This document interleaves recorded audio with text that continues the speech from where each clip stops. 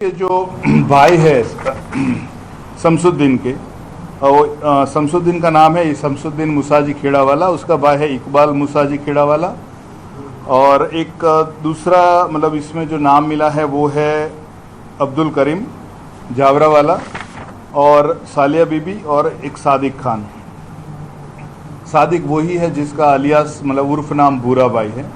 अब इनमें से जो जितने नाम आए उस नाम को लेकर ये सारी जो इन्फॉर्मेशन जो कलेक्ट की गई और सारी जो इन्वेस्टिगेशन की गई वो पूरी गुप्त तरीके से की गई थी, ताकि जब तक हम पूरी मतलब पूरे सच के पास ना पहुँचे कि सच सामने आना है तब तक इस चीज़ों को गोपनीय रखा गया था।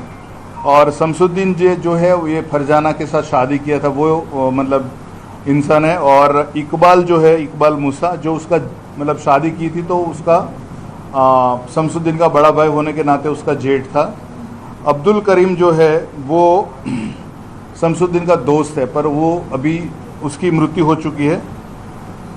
और सालिया बीबी भी अभी जिंदा नहीं है फिलहाल। अभी इसकी जानकारी रखने वाला एक इंसान और दो मतलब जो भी शकमंद ऐसा अभी भी मतलब उनको हम मानेंगे कि ये दो सस्पेक्ट है, क्योंकि फ़िलहाल ये सारी इन्फॉर्मेशन के बाद जो लीगल प्रोसीजर के तहत जिस मकान में ये दफना गया ना कि जो इन्फॉर्मेशन मिली थी वहाँ पर कल एग्जीक्यूटिव मैजिस्ट्रेट और बाकी सारे जो तफ्तीश में जुड़ते हुए सारे एकम साथ में थे एफएसएल वगैरह। और वहाँ पर जब खुदाई की गई तो मानव कंकन मिले हैं, और ये मानव कंकन जो मिले हैं वो हमारी जो इन्फॉर्मेशन है कि ये फरजाना बानू के ही है या किसी और महिला के है, किसके है, वो एक डीएनए प्रोफाइलिंग के साथ और कंपैरिजन के साथ वो तय किया जाएगा। और उसके बाद अगर ये तय होता है कि ये जो मानव कंकन मिले हैं वो फरजाना के ही है, ताकि बाकी की जो हमारे पास जो एविडेंस और जो भी सस्पेक्ट या विटनेस जो भी है आगे की कार्रवाई उसके बाद कर। फिलहाल इसको अभी हम जानवा जोग माने कि स्टेशनरी एंट्री के जीडी एंट्री के नाम पे तफ्तीश चल रही है। जैसे ही अभी फ़िलहाल कल जिस तरह से मानव कंकन मिले हैं उसको मेडिकल फॉरेंसिक के साथ हमारे तफ्तीश हुई है। अभी आज उसको डीएनए के लिए एफएसएल में भेजा जाएगा। और जो मृतक है फरजाना, जो अभी भी हम ये नहीं कह सकते कि ये मानव कंकन फरजाना के, पर बाकी जितने भी आसपास के जो हमको स्टेटमेंट मिले हैं, जो विटनेसेस मिले हैं, उनका ये कहना है कि यहाँ जो दफनाई गई थी वो फरजाना ही है। पर जब तक हमें साइंटिफिक एविडेंस पूरा नहीं मिलता है तब तक हम इस बात को ठोस से नहीं कह सकते।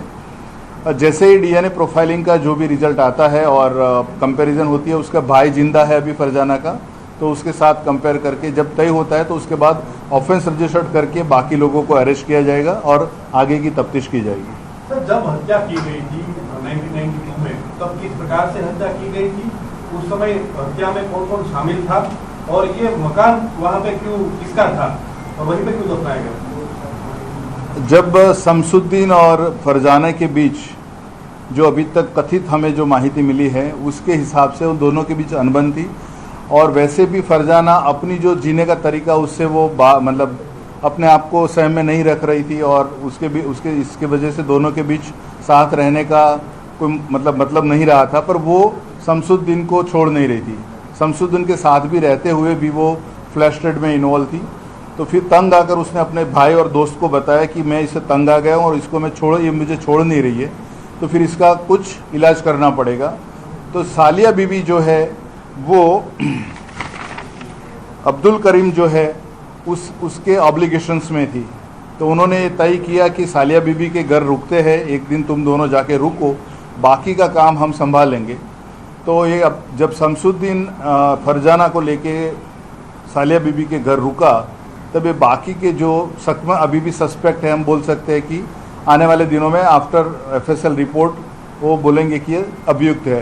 तो उनकी मदद से, इन तीनों की मदद से जो भी एक स्टोरी है जो मिली है स्टेटमेंट्स के थ्रू, वो तीन लोगों ने मिल के, सालिया बीबी वहाँ मौजूद थी और जब वो शमसुद्दीन और फरजाना सो रहे थे तब रात को ये चारों ने मिल के उसका गला घोट के वहीं हत्या कर दी।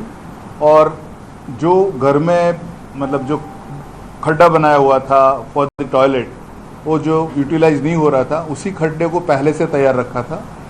उसके बाद उस डेड बॉडी को उन्होंने फरजाना की मृतदेह को उसमें डाल के फिलअप कर दिया और ये जो इकबाल है उन्होंने बाद में जाके प्लास्टर वगैरह करके एक ठीक ठाक जैसे नॉर्मल घर होता है वैसा कर दिया था।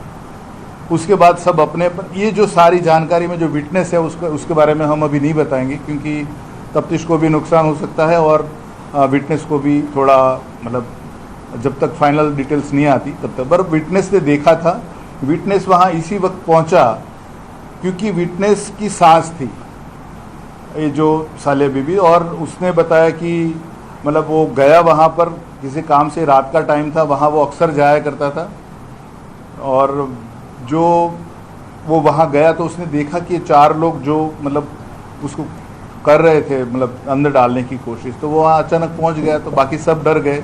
फिर उसको डराया था कि अगर ये बात किसी को भी पता चली तो जैसा इसका हालत हुआ है वैसा तुम्हारा हो जाएगा। सर, भूत प्रेत वाली भी बात सामने आ रही है, वो पूरा मामला क्या था? अब भूत प्रेत की बात को हम मतलब इतना वो समर्थन नहीं दे पा रहे, क्योंकि वो एक बिलीफ की बात है, कोई मानता है कोई नहीं मानता है। पर जो मकान जिस तरह से 7 साल से बंद रहा है, वहाँ कोई रहने के लिए तैयार नहीं है, तो आसपास पड़ोसी को मतलब उनकी बिलीफ है, उनका मानना है कि यहाँ पर जो मृतक की जो आत्मा है वो कुछ उनको परेशान कर रही है। पर आज के आधुनिक युग में इस सारी बातों को मानना मतलब ठीक नहीं है। तो हर जुम्मे की रात को वहाँ पे कोई एक युवक था, वो दिया करने